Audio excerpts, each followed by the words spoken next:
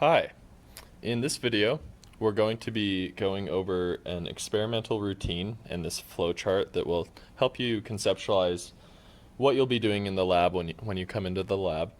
And then we're also going to talk about how you can get your CSV file off of the vector network analyzer. Alright, so let's just quickly go over the data acquisition experimental routine I wrote up here. It's pretty simple, and it's probably something that you already know or already internalized, but it's definitely worth addressing and thinking critically about. I know when I teach this class before, a lot of students sometimes come to the lab and they didn't realize that all these steps are exactly what we're doing every time in lab, so check it out. Basically, the first thing you'll do when you begin your experiment is you'll want to calibrate your machine at the plane of calibration, and you'll choose a plane of calibration. This is going to be where you take your measurement. And then afterwards, you want to verify that your calibration worked based on what I showed you in the previous videos. After you calibrate your machine, you're going to take your measurement and you're going to measure your system, and you're going to make sure that you do this at the plane of calibration. So wherever you calibrate, that's where you'll want to take your measurement. And after you measure your system or the device that you're trying to characterize, the vector network analyzer is going to spit out a CSV file. And you're going to take this CSV file and plug it into MATLAB, where you will process the data using some sort of script. And you'll want to make sure that we'll use good coding techniques. And I'll show you how to do some of these in the next video. And after you process your data, your MATLAB script is going to spit out figures and tables, and those will just go straight into your report.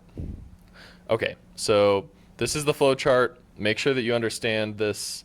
It's definitely easy to kind of neglect this simple experimental procedure, but if you understand this, it's going to make your life a lot easier. Now let's go into how to grab the CSV file from the vector network analyzer.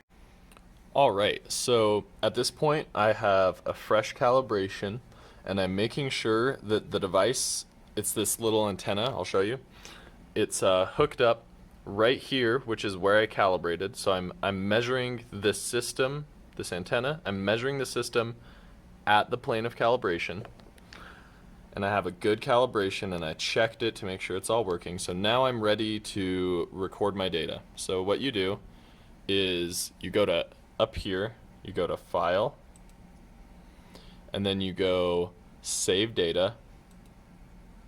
You make sure that you have CSV selected, and then you also want to make sure you save it in a good directory.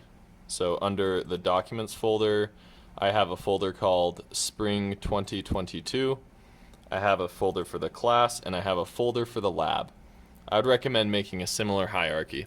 And then you want to make sure you give your folder a really good name.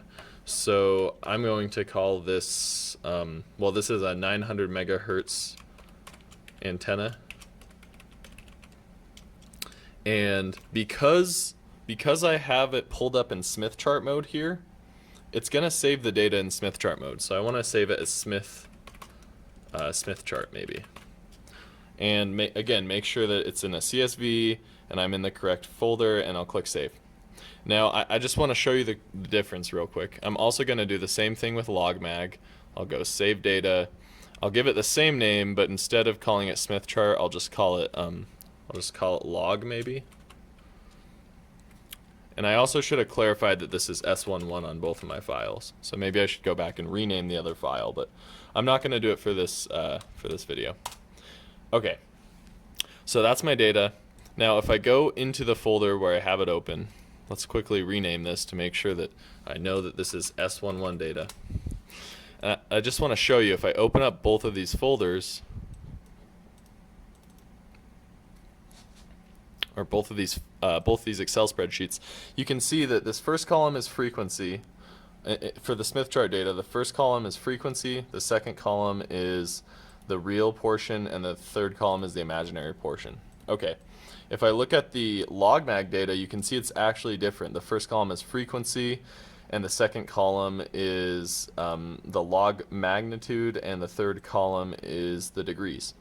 Now, In reality, it's not going to matter in this class which way you record your data, whether it's in SmithChart or LogMag. Shouldn't matter if you end up using this neat function I wrote.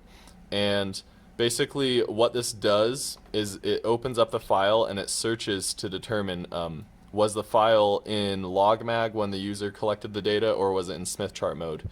And as it turns out, you can recover LogMag data and SmithChart data given either of those two data sets. So you can see that the output here of this function, it's going to output both the LogMag data as well as the SmithChart data. And so you'll be able to create your graphs regardless of how you collect your data. But I wanted to show you that it does matter, and you should be conscious of this when you're collecting data. Anyways, so that's how you collect data using this vector network analyzer software, and I hope this video was helpful. In the next video, we'll be going over writing good code and some practices that will make your lab experience much easier. Thanks for watching.